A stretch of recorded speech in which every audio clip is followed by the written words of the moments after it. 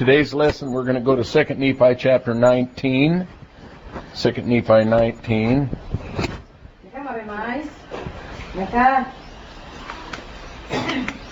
We're talking about Mosiah. Okay. Now we'll just start right in the chapter heading. Isaiah is not the easiest thing to understand, but if you understand certain keys, and if you look for symbols, I think we can figure it out. I throw some notes in here and some things I've learned over the years, and hopefully it'll help a little bit. Feel free to share anything that you have. Let's go right to the chapter heading. It says Isaiah speaks messianically. You see that? Messianically means Messiah. So you look at your date here. We're about 550 years before Christ, and Isaiah lived about 700 years before Christ. So when Isaiah was speaking about the Messiah, he's speaking still 700 years into the future when this is fulfilled. The people in darkness see a great light. Notice that the word L is capitalized. That always, when you see it capitalized, that's referring to a person. So the great light is the light of the world, Christ. That's Jesus, all right? Unto us a child is born. Very famous statement from Isaiah. You can find that in lots of songs. He shall be the Prince of Peace and shall reign on David's throne. Okay? Now let's take a look at this. Let's just start with verse 1. Nevertheless, the dimness, and where that says dimness, that means calamity. Now, in order to understand what's going on in 19, we have to remember what we've talked about in 18 and 17. Remember that Israel is going to be attacked by invading armies. And the invaders are a nation called the Assyrians. And they attack Israel in 721 BC. And then later, in the day of Lehi, another invader attacks southern Israel called Babylon. And that takes place in 586 BC. So the dimness we're talking about in verse 1 are the attacks, the calamities that come as people forsake the great light. So when people forsake Christ, the consequences are always darkness. In this case, the darkness comes by slavery and war and destruction and everything else, by surrounding, invading empires. Okay? Shall not be in the days of her vexation when first he lightly afflicted the land of Zebulun. The he there, where it says he lightly afflicted, is the Assyrian Empire. That means that the Assyrians have come down and made little attacks. Boom. They go down and they hit them and then they back up. They hit them and they back up. However, the one that's coming is going to come down and hit them, and the people lose their whole identity. And the people in the northern part of Israel, which are the 10 tribes, cease to exist as a people. So when he says, when he first lightly afflicted them, the land of Zebulun and the land of Naphtali, that is the land up around the Sea of Galilee. That's where these ancient tribes had their inheritance. Let's go down to verse 2. The people that walked in darkness have seen a great light. They that dwell in the land of the shadow of the death, upon them has light shined. Now, you've got two things in here. You have mortality and spirit world. So the people walk in darkness, seen a great light. That's when Jesus was on the earth during his ministry. And he came and he lived as a mortal man. And after his death, he went into another dark place, the spirit world, and into the shadow of death. Upon them hath the light shined. So when Jesus went into the spirit world, he organized the gospel there and made it possible for those people to receive missionaries and to receive the light of the gospel. So that's what he's talking about in verse 2. Okay? Let's skip down here. Thou hast multiplied, and in the place multiplied put strengthened. Strengthened the nation. That's the nation of Israel. And not increased the joy. They joy not according to the joy of the harvest. Let's skip on down to verses 1 through 7 are dedicated, these words are delivered to the kingdom of Judah. So verses 1 through 7 is talking about the kingdom of Judah, not the northern kingdom. Okay? Let's take a look at verse 4. Brother Allen? 4. Yep. For thou hast broken the yoke of his burden and the staff of his shoulder and the rod of his oppressor. Okay. His burden here, look at verse 4a down here. You'll see a footnote by where it says his burden. The nation mentioned, and that nation is Assyria. Okay? The nation is Assyria. So you have to know a little bit about the history before you can understand what's going on. So Isaiah is prophesying the destruction of the northern kingdom. His burden and the staff of his shoulder, the rod of his oppressor. Verse 5, Brother Steve. Verse 5. For every battle of the warrior is with confused noise, and garments rolled in blood. But this shall be with burning and fuel of fire. Now Isaiah has two different prophecies. One is in his day, and another one's in the future day. What you could look in verse 5, it says, all of the armor used in war shall be burned and of no further use. Okay? So there's going to come, you're going to see that everything that they've had in the past to make war is not going to matter anymore. All their weapons are not going to be worth anything. In the latter day Israel, delivered from the Assyrian, and I look down there and it says, this shall be as burning and a fuel of fire. That could refer to, in the latter days, as an atomic type fire. Okay? Atomic war. Verse 6 kind of skips in and takes a little different counsel here. Verse 6, Sister Stroud.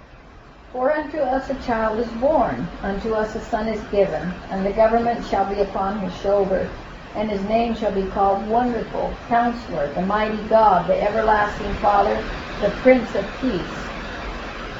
Okay, this child that's born up there, every time, all of man's victories and deliverances from evil are because of this child. Everything that's good that happens to mankind is because of this child, and that child is, of course, Christ. Look what it says, the government shall be upon his shoulder. That's talking about a millennial government, because until the millennium, Christ will not rule politically over any nation particularly. As a matter of fact, he was discarded and rejected. His name shall be called, these are some of the names of Christ. Notice they're all capitalized. Wonderful, Counselor, the Mighty God, the Everlasting Father, the Prince of Peace. And the name, if you want to take a look at a name also describes the characteristics of a person. And so if you look at this, Wonderful, Counselor, Mighty God, the Everlasting Father, Prince of Peace, also describes who he is. Okay? So names are identities and describe who a person is. If I have, for example, somebody tells me about Alan Boggiel, okay, and I know a little bit about Alan, and they mention his name, the first thing that comes into my mind is the kind of person that he is. So I associate the kind of person he is with his name. If I hear about Millette Olaris and I've known her, I can hear her name and I can associate the type of person she is, because I know who she is. I've seen her, and it's the same with Christ. Let's go on down to verse 7, Sister Millette. Of the increase of government and peace there is no end, upon that throne of David, and upon his kingdom to order it, and to establish it with judgment and with justice from henceforth, even forever. The zeal of the Lord of hosts will perform this. Now that's all pretty much talking about a millennial time, because everything we're talking about, the increase of government and peace, there is no end. You see, we don't even have peace in our day, and we will not have any peace in our day. The only time that we can look for any peace in our day will be after Christ comes. Until that time, our day isn't an increase of no end of peace. Our day is an increase and no end of war. That's the day we live in. So you can look at verse 7 and see that Isaiah, because of this child, into the future, the world will finally find some peace, but not before some serious things that take place. Let's go to verse 8. Sister Beebe, can you read verse 8? The Lord sent his word into Jacob with light of Okay, now verses 8 through 21 are prophecies that are directed to the northern kingdom. Verses 1 through 7 were directed to Judah. Remember that Israel's divided into two groups, northern kingdom and southern. So verses 1 and 7, Isaiah was a prophet to both nations. He lived down in Jerusalem. His actual residence was down south, but he prophesied to both kingdoms, okay? And he knew their rulers and he knew their people, and both kingdoms accepted Isaiah as a prophet of God, okay? So verses 1 through 7 are his prophecies concerning the southern kingdom, and verses 8 through 21 are his prophecies concerning the northern kingdom. Sister Stroud, verse 9. And all the people shall know even Ephraim and the inhabitants of Samaria, that say in the pride and stoutness of heart. Read this, verse 10. The bricks are fallen down, but we will build with hewn stones. The sycamores are cut down, but we will change them into cedars. Now stop right there. Does that ring a bell? Okay. It wasn't until the last 5 years that verse 10 has been fulfilled in the last 5 years. And there's a book out called The Harbinger. Have you heard of that? Okay. It talks about the destruction of the Twin Towers in New York City. And The Harbinger is a book about the fulfillment of the 10th verse. The 10th verse is talking about the destruction of the Twin Towers and the pride of the nation where the Twin Towers were found, which is America. I'm not going to go into all that because it's rather complicated, but suffice it to say that number 10, the bricks are falling down, we will build with hewn stones. Interesting, the bricks has reference to the Twin Towers and the attack on 9/11. Okay? The hewn stones is the monument that's being built in the place where the Twin Towers were. The Twin Towers were made out of bricks and steel. This one that's going up is made out of hewn, carved stone out of a quarry in northern New York. And it's just interesting to see a fulfillment on this. Ephraim then in verse 9, anciently, watch this, anciently Ephraim meant the northern kingdom, the 10 lost tribes. However, in our day, Ephraim means the United States of America. So it has a twin prophecy here. So when you look at these kinds of things and read them, you have to read with what did it mean anciently? But Isaiah also said that what you see happens anciently repeats itself in the latter days. So reading these verses can be talking about our day, and anytime you read about Ephraim or Egypt in our day, it means the United States of America in Isaiah's prophecies, and there's reasons for that. Good, Stephen. And then it talks about the inhabitants of Samaria, right after Ephraim. And it's kind of interesting because Samaritans were comprised of mixed blood, both those who had Israel in them and those who did not. And what are Americans? The same thing. Americans are a mixture of people, and Samaritans are a mixture of people. And that's the way you've got to read Isaiah, right there. Once you start to get a key on this, you say, what did he see in his day, and what has he seen in our day? Because there's a reason why Nephi and the Book of Mormon prophets took these chapters out of the brass plates and put them in our book. See, there's 63 chapters in Isaiah. Roughly, we have about 20 chapters out of those 63 that the Nephite biographers took out of the brass plates and put them into their book. And there's a reason for that. And the United States of America in the latter days, whether we like it or not, is the father of nations. It's designed to be the nation that blesses all other nations on the face of the earth. Okay? In the last days, it's designed to politically bless the nations, religiously bless the nations. Politically it has, constitutionally, but not anymore. Religiously it did, because that's where the gospel restoration message comes out of the United States and goes to the whole world. But now the United States is losing its power and cannot be relied upon anymore as the father of nations. So, and that also fulfills prophecy. So we're reading some things there. Let's go on down here to verse 12. The Syrians before and the Philistines behind. They shall devour Israel with an open mouth. For all this his anger is not turned away and his hand is stretched out still. Interesting, the Syrians are in the news today. And the Syrians and the Iranians and the Palestinians and the Islamic jihadists are the number one enemies of America and Israel. So now keep in mind that anciently Israel's enemies were Syria, Assyria, Philistia, okay, and down here if you look down and it says the Philistines behind. In modern Israel today, you've got a place called the Gaza Strip. Have you ever heard of that? The Gaza Strip, it's in the news right now, today, you can pull it up. That's where the ancient Philistines used to live. So a lot of what's happening here, you see that anciently is now taking place in our day. Gaza Strip. Let's go on down there. Allies of modern Assyria. And modern Assyria today has a name. Modern Assyria today is called Iran. That's where Iran was. Modern Babylonia today is where Iraq was. Okay? Syria is the same as it was anciently. And so these players are all in place today to do the same thing they did anciently. Okay? For the people turn not unto the Lord that smiteth them, neither do the people turn not unto him that smiteth them, their enemies, neither do they seek the Lord of hosts. Verse 14, Steve. Therefore would the Lord cut off from Israel head and tall, branch and rush in one day. Okay, that means the leaders and the followers, head and tail, the enemies of Israel will be wiped out in one day. Both the leaders and the followers. Okay? The ancient, he is the head, and the prophet that teaches lies, he is the tail. That's a false prophet.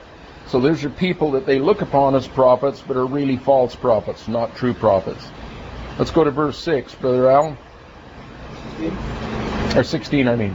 For the leaders of these people cause them to hear, and they that are learned of them are destroyed.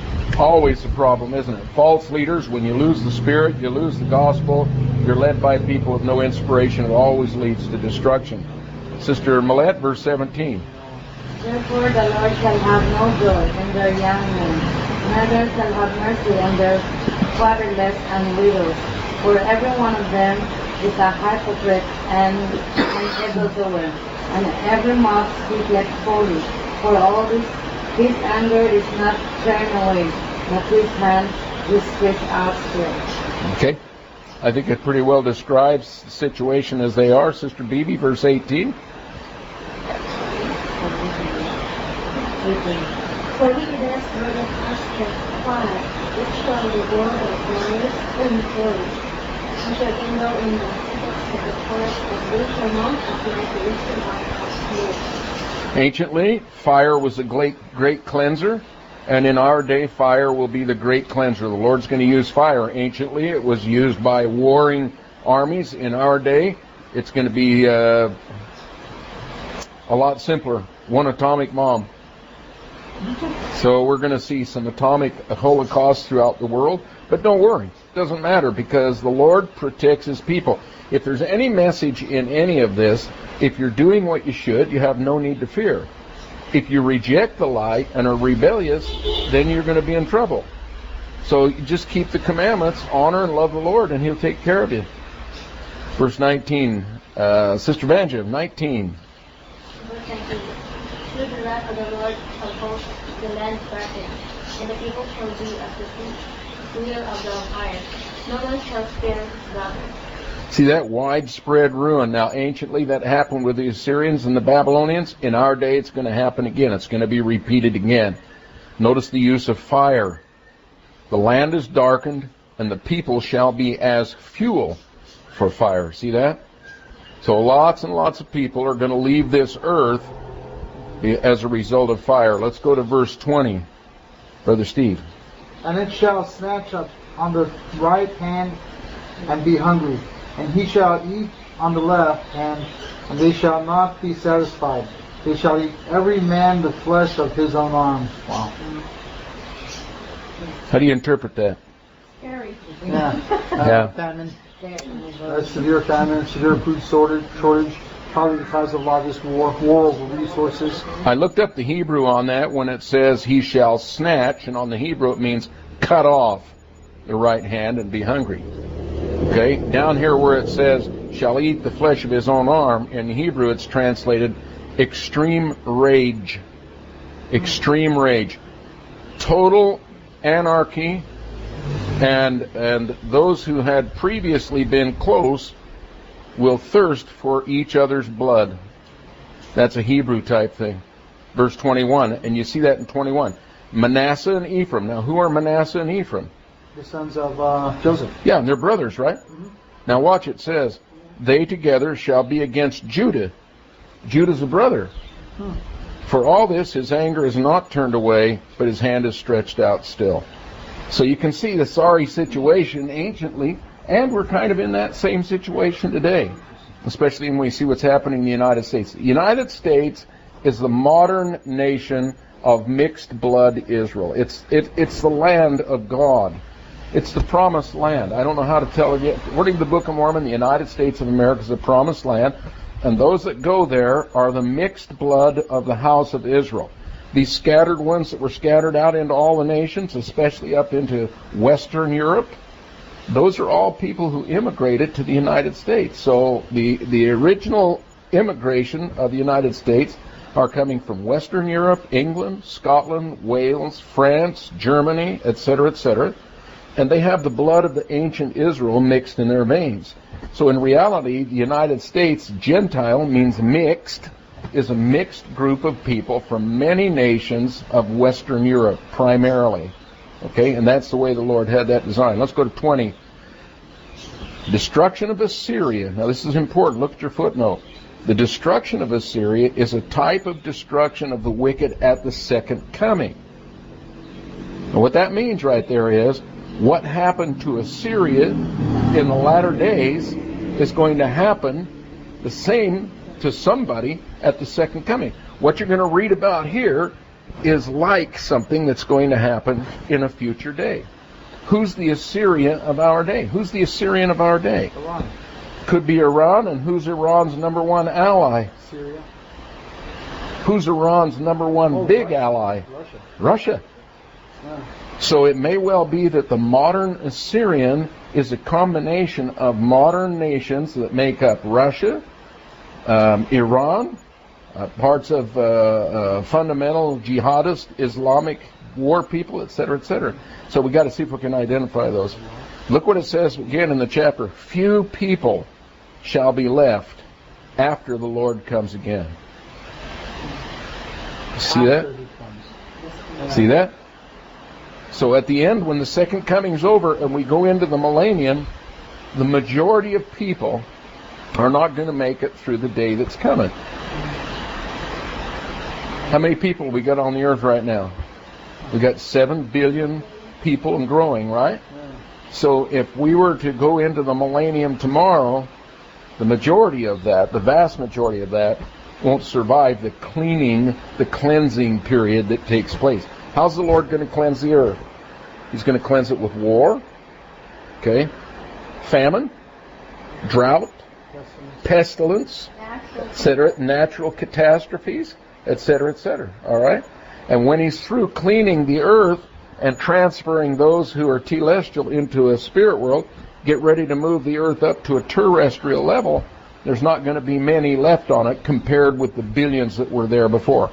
So out of the number of people who are in the telestial world, those that are going to make the step up to the terrestrial world are comparatively small compared to the overall population. It'll still be millions, but millions compared to billions is small.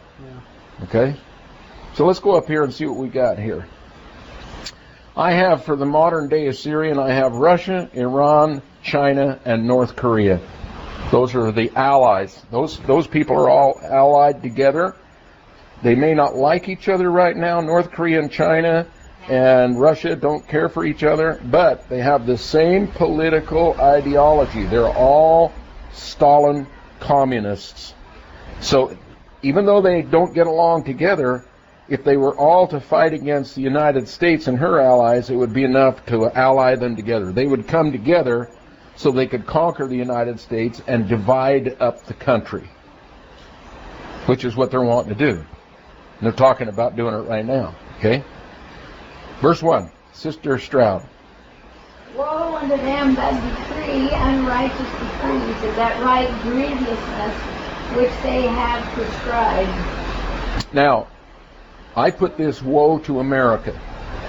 And the reason I put this woe to America, because that, let's say, woe unto Americans that decree unrighteous decrees. That's corrupt laws and legislation.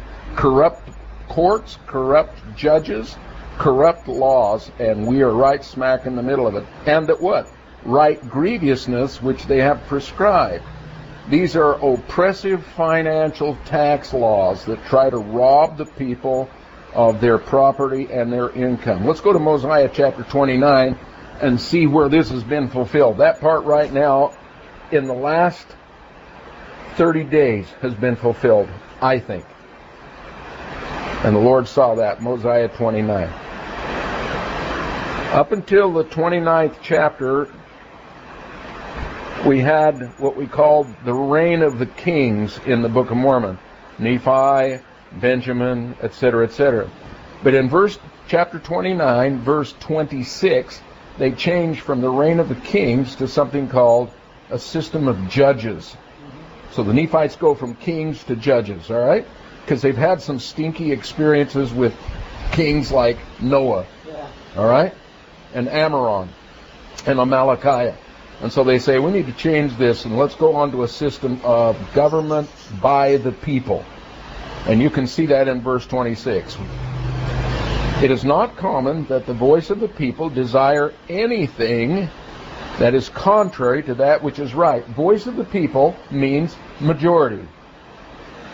So always, the Lord's saying, always, if you have 51% of the people who can vote, the majority of the people will choose that which is good. Okay? The minority choose that which is wrong, but the majority choose that which is good. Okay? But it is common for the lesser part, minority, to desire that which is not right. Therefore, this shall you observe and make it your law to do your business by the voice of the people. And that's the Constitution of the United States. And when we kicked the Japanese out of here, we also brought the Constitution of the United States down to the Philippines, and your Philippine Constitution is fashioned after the U.S. Constitution. And many, many hundreds of nations throughout the world have adopted the U.S. Constitution as their form of government standard. Okay? But now watch, 27, here's the warning. Brother Steve? And if the time comes that the voice of the people doth choose iniquity. Voice of the people means what? Minority or majority? Majority. Majority. So if the majority chooses wrong, go ahead. Yeah. Then is the time that the judgment of God will come upon you. Yea, then is the time he will visit you with great destruction, even as he has hitherto visited this land. It's my opinion that when we voted Mr. Obama in as the President of the United States, without going political, we crossed the line in verse 27. I think we're now in a point where the majority of my country has chosen evil. If that's the case, now go back here and read verse 1 again of chapter 20 in 2 Nephi. Woe to them. Put it into us, put it in our day right now, December 2012, that decree unrighteous decrees and write grievousness which they have prescribed. Every law that's being passed in the United States right now is designed to take away freedom and confiscate private property from American citizens. And it's happening.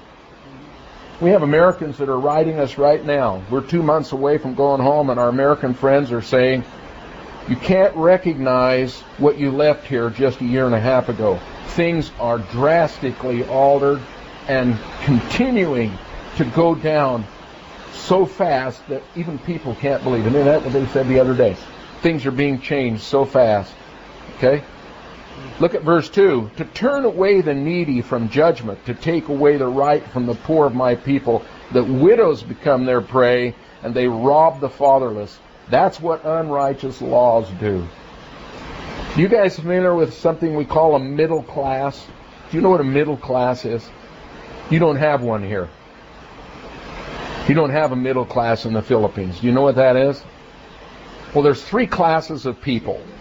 Generally, in a healthy society, where people enjoy all of their rights and freedoms, where they can get ahead, where they can improve their conditions through economics, through finances, and through education, you have to have three different groups. You have a group that's the upper class, you have something called middle class, and you have something called a lower class. All right?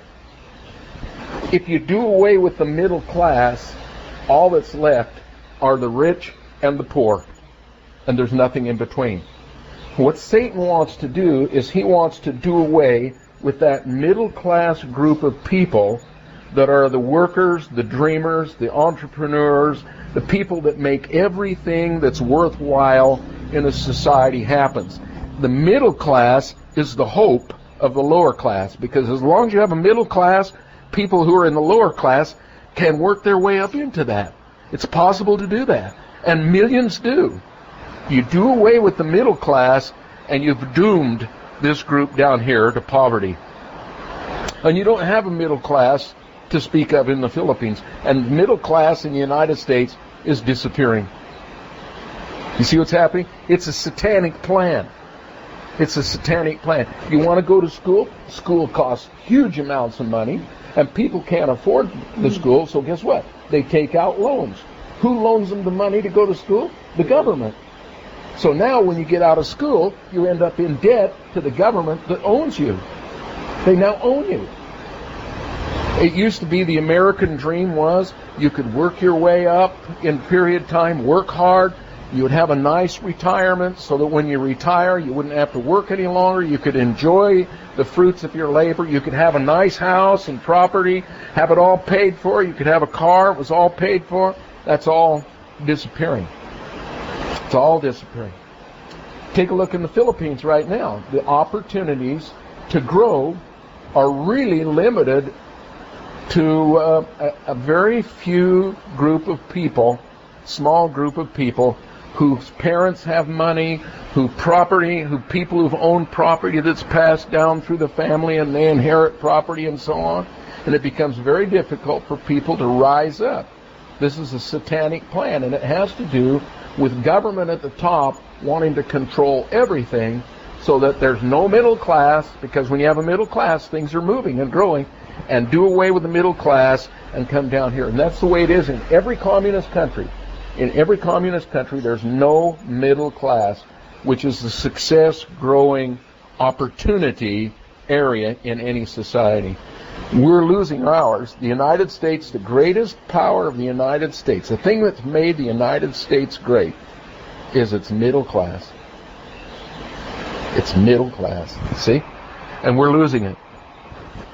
Any questions on that? This is what Isaiah is seeing here. Let me just say also, the Church of Jesus Christ of Latter-day Saints in the world provides opportunities that the middle class previously held out to people who were in a lower income bracket.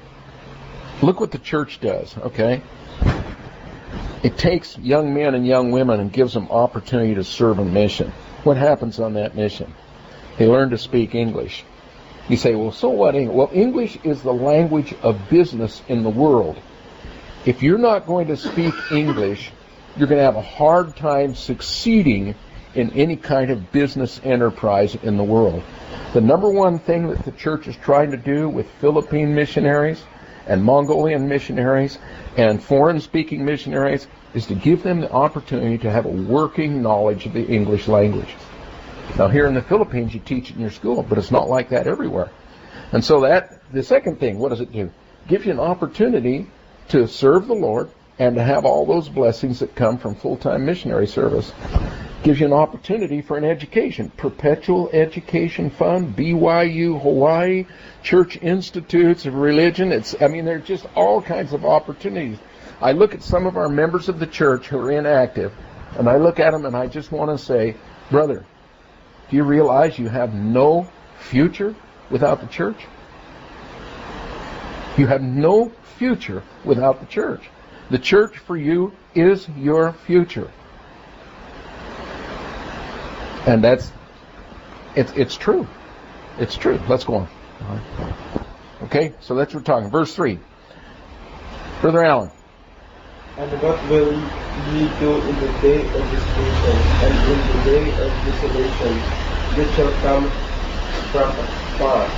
To whom will ye flee for help?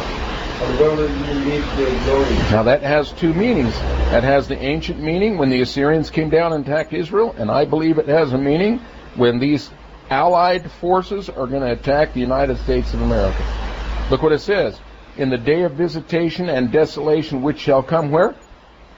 From far. That tells us that they're going to cross the oceans, that they're going to come, and we're going to have some attacks and some problems from invading armies, just like they did ancient time.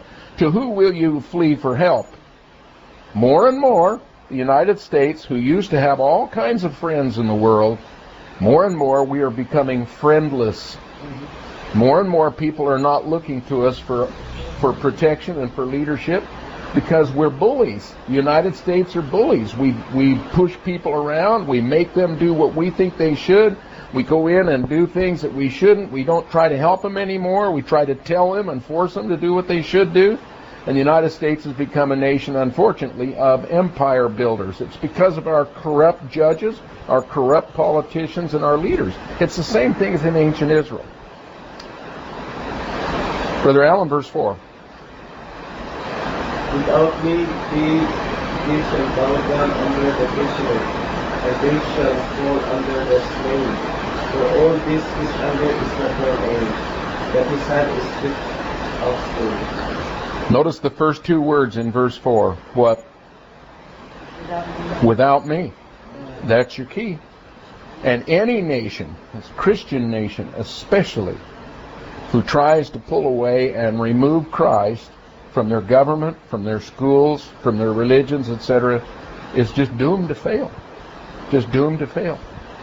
In the United States, I'll just use this for an example because the United States is the great example. We have a Pledge of Allegiance, okay? One nation under God, indivisible, with liberty. Our politicians are trying to take away the under God out of that. On our coins, it says, "In God we trust." Our politicians are trying to take that off of our coins. Okay? You can't pray in any of our schools anymore. You cannot give the Pledge of Allegiance. Every time I go past a Philippine school and I see all the kids out there who are saying a Pledge of Allegiance to the flag of the Philippines, I'm so happy for you because we can't do it in America. When I grew up in America, there used to be an American flag up at the front of the class, and before class started every day, we all stood and we put our hands over our heart and we pledged allegiance. I pledge allegiance to the United States of America. See, we do that.